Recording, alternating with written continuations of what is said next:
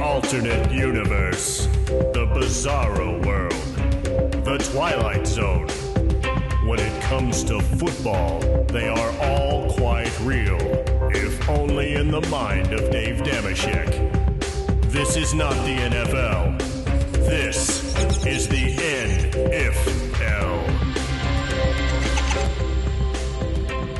Yes, it's time for another exciting edition of the NFL. Today, let me show you how the Show Me State could have had Jay Cutler as its gunslinging hero had Tom Brady not gotten hurt in the first game of the 2008 season. We now know that Brady's Patriots, fresh off their first shocking Super Bowl loss to Eli and the Giants, were anxious to redeem themselves by taking another crack at an undefeated season. But those dreams were dashed when the Chiefs' Bernard Pollard belted Brady in the knee on a sunny September Sunday in Foxborough.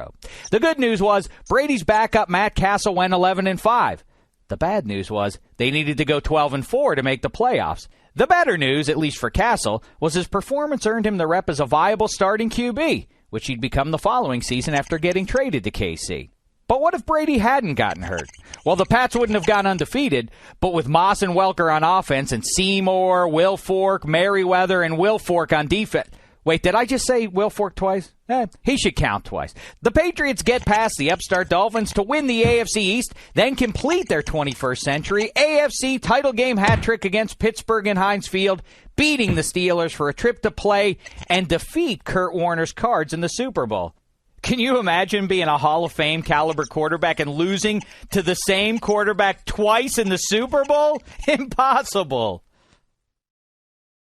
Castle, of course, watches the game with a clipboard in his hand and a headset on his ears, which means none of the teams who might have shown interest, teams like the Chiefs, Bucks, and Broncos, don't come a-knocking on his door. Never mind him, though. The big wheel of NFL QBs was spinning fast and furious that offseason. Remember, by the start of '09, Favre went from the Jets to the Vikes, Cutler went from the Broncos to the Bears, and Vic went to the Eagles from wherever he had been previously.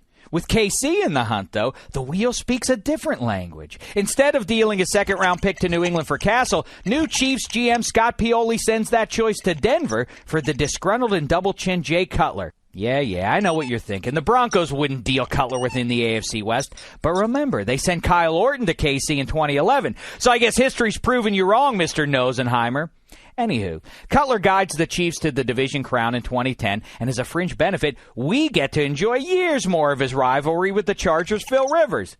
Not to mention a rivalry with head coach Todd Haley. Why? Because Haley never met an NFL player he didn't want to argue with.